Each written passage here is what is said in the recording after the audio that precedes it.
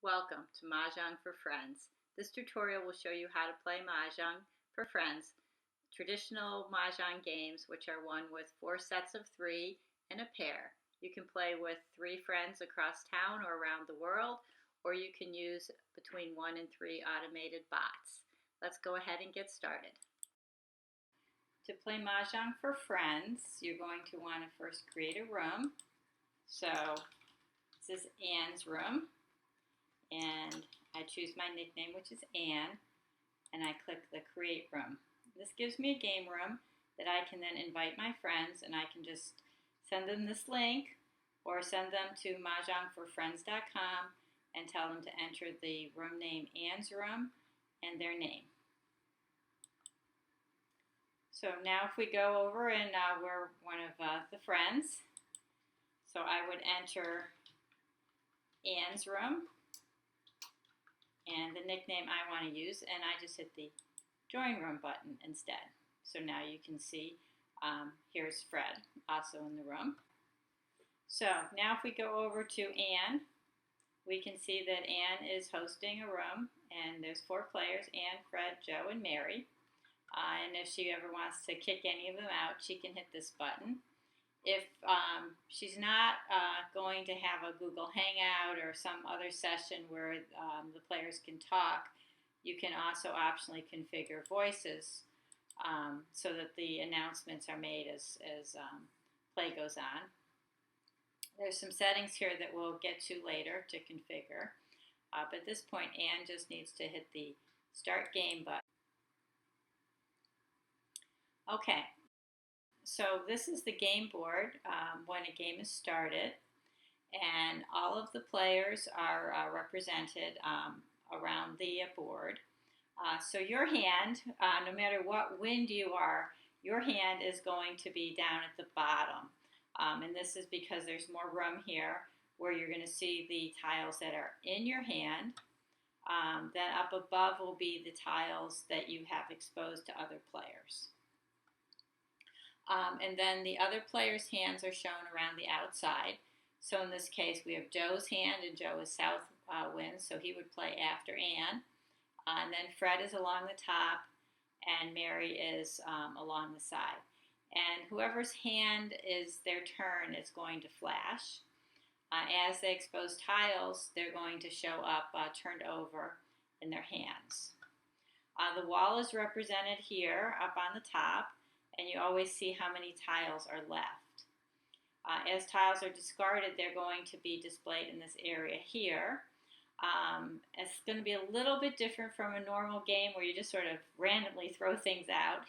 It will sort them for you, and that's really because with the size, especially for people playing on their phones, if they weren't sorted, it would really be very difficult. So the tiles are sorted.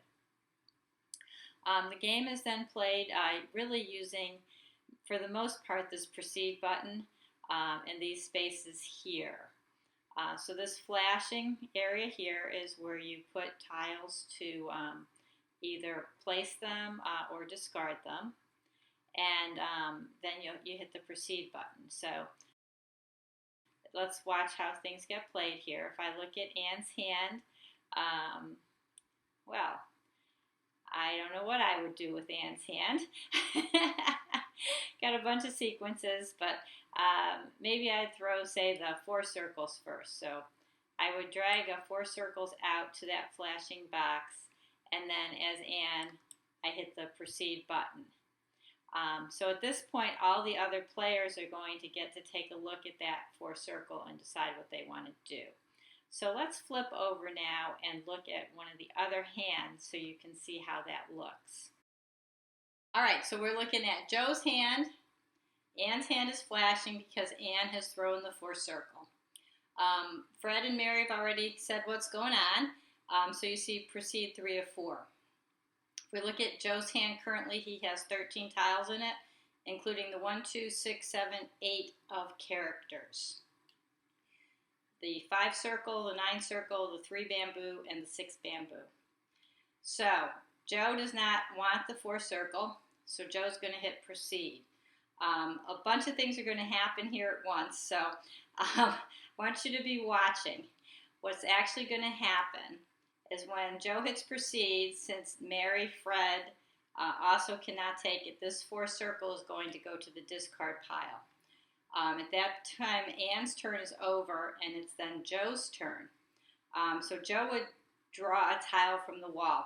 That actually is going to happen automatically. So what you're going to see is a tile is coming out of the wall and is going to automatically be placed in Joe's hand, and this 90 will go to 89. So let's go ahead and watch that all happen here. When I hit proceed, you drew a 9 character. So that's only shown to Joe. Nobody else sees that.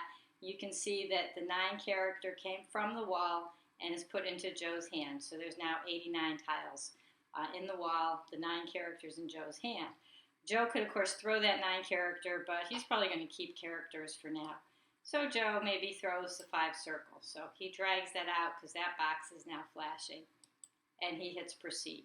And play will continue like that until somebody has a Pong or a sequence or a Kong play. And then, of course, things are a little different. So we'll be showing you that next. All right, so I'm looking at Fred's hand. Fred, as West Wind, is going to throw the 4 character and hit proceed. So now Mary, Ann, and Joe need to decide if they want that tile. So if we look at Joe's hand, you can see Joe does not have a play on the 4 characters. So Joe hits proceed. If we look at Ann's hand, Ann has 2 4 characters. So Ann is going to say she would like to Pong those. So she's going to hit proceed. Now she will eventually get this Pong, unless somebody's trying to go Mahjong with that tile. But she has to wait till everybody has actually said what they're going to do with that. Now let's take a look at Mary's hand. You see, Mary has the 3 character and the 5 character. She would like to create a sequence.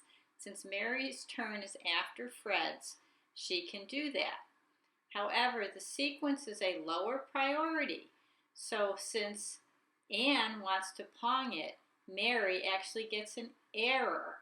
And so then, since Mary has an error, she just needs to drag the tiles back into her hand. No one else sees that message, so it's okay. Nobody else knows what happened. All that anybody's going to see is that Ann now has the 3 4 characters, and of course the turn is now back to Ann. If I look at Joe's hand, I see that a green dragon has been thrown and Joe has 3 greens. So Joe just needs to drag all 3 greens and hit proceed, and Joe gets the Kong, and Joe gets the replacement 8 characters into his hand.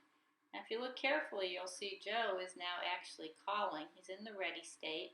He's going to discard the 9 character, and he just needs 1 more tile to go Mahjong, either the 8 character or the West Wind. All right, so it's Fred's turn. Fred just drew an 8 character from the wall. So Fred, of course, doesn't want that. He's getting pretty close to Mahjong here himself. So Fred hits proceed on the 8 character.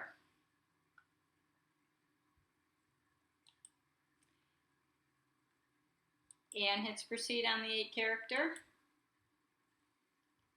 Mary hits proceed on the 8 character. But now let's take a look at Joe's hand. Remember, Joe has these 2 Kongs, and Joe is just looking for an 8 character or a West Wind. So Joe can drag out his 2 8 characters, and instead of hitting proceed, Joe would hit the Mahjong button, and you can see that everybody's notified that Joe went Mahjong and how many points he has, and then everybody else's points are scored. The other thing that happened when Joe went Mahjong is you get to see everybody's hands. So this, of course, was Ann's hand because she was also in the ready state looking for an 8 circle or a 2 bamboo. Mary had a pretty nice hand starting to come together here, but she was still a long way from Mahjong. And Fred, likewise, was still a long way from Mahjong. And we also have all the tiles in the wall turned so that, curious minds can take a look and say, oh, look, my tile was going to come next. So that's how you play a game. And Joe went Mahjong, and then when the game is done, anybody can just hit end game. So Joe would hit end game and end the game. And the players are in the room. Now the only person who can start a new game is Anne. So if we go over to Anne's screen, you can see that Anne as host has the button, and she can actually start a new game at this point. I think that was enough to get you started, but there are additional topics like Kongs and settings that you'll want to know how to do, and so those follow now. All right, so here I'm looking at Fred's hand, and Fred has an exposed Pong of 8 bamboos, and he just drew an 8 bamboo. So what he wants to do is turn his Pong into a Kong, and so to do that, he just drags the 8 bamboo out and hits proceed, and you can see it automatically turned this into a Kong and gave him his replacement tile, a 7 bamboo, that he would then discard.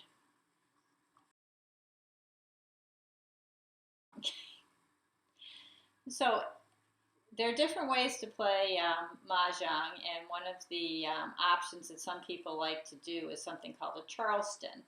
And what this is passing tiles at the start of the game. It usually is a way to make the game go quicker and have higher scoring hands. So the decision whether to Charleston or not is East wins.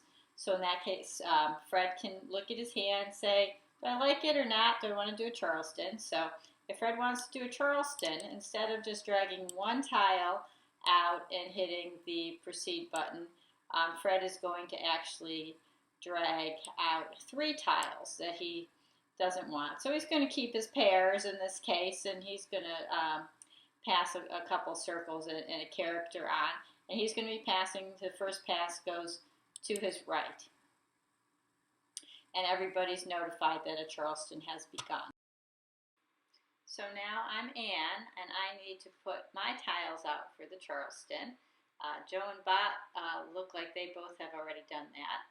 So I'm going to look at my hand, and I'm going to choose, probably going to keep circles, so I'll throw some characters and some bamboos, and my pass will go over to the right to Fred. And once everybody's put their tiles out, then the tiles that I'm being passed come into my hand. So you can see I received a 1 bamboo and a couple of characters from Joe.